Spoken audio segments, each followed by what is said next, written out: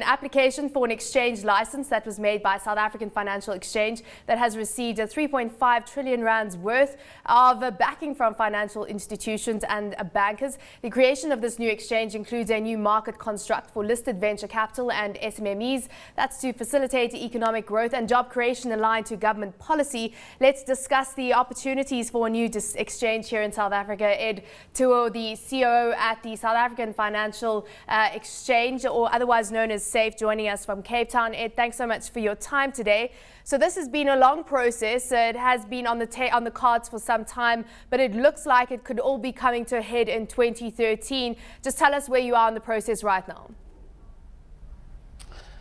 Thank you for that.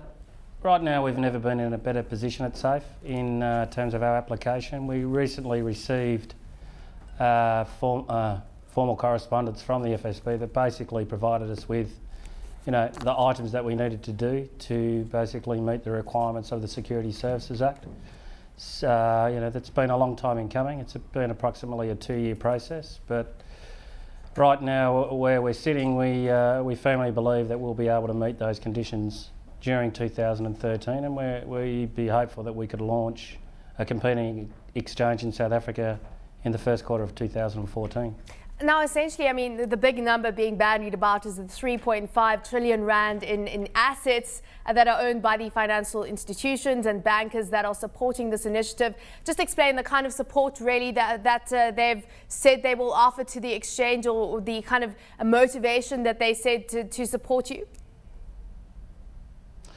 Yes, part of the process was obviously we needed to research the market and make sure there was support for competition in the South African market for a second exchange. In doing that, we embarked on a expansive process of meeting all of the financial market participants that we could, and basically what we asked them was, do they support competition in the capital markets?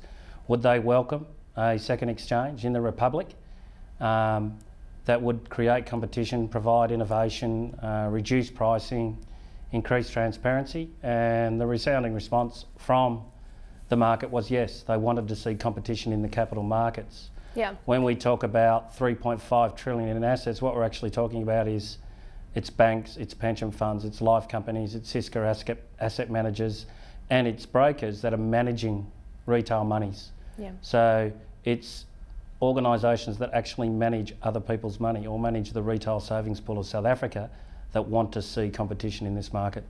So, I mean, you've talked about the fact that they're looking for lower costs, they're looking for innovation. How are you going to differentiate yourself from the key competitor, the JSE, the largest stock exchange on the continent?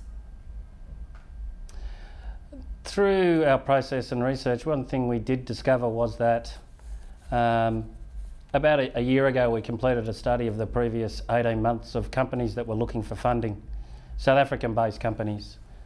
And what we discovered was that there was 56 companies that listed in markets like Toronto, London, Frankfurt, Australia. These companies raised approximately $3 billion US.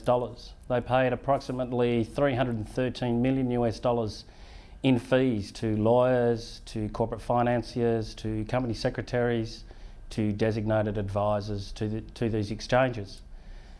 These companies are listing offshore because there's a product set offshore that meets their requirements. Mm-hmm. What we'd like to do at SAFE is provide that product from South Africa to the international market, and we'd like to bring that $300 million US back into the financial services community of South Africa.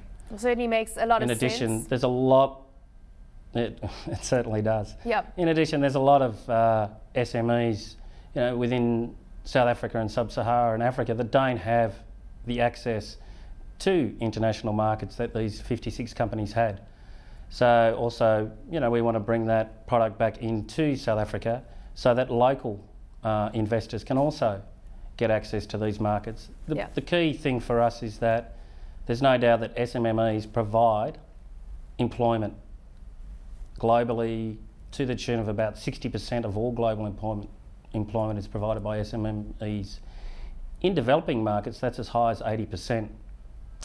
So for us as businessmen, but also as people that believe in socio-economic transformation and the need for job creation to ensure sustainable development within the country and ongoing democracy. We need to create jobs.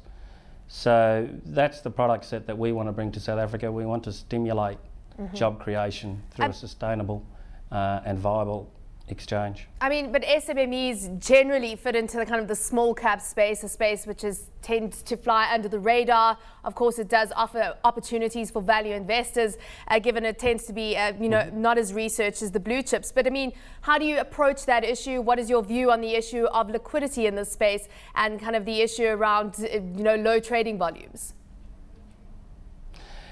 Yes, they're all very valid points. It's quite interesting if you look at the Toronto Stock Exchange Venture Capital Board. They've implemented practices and procedures where the actual liquidity ratio of that particular venture capital board is over 50%, which is actually higher than the JSE's liquidity ratios, which I think are around 41 or 42%.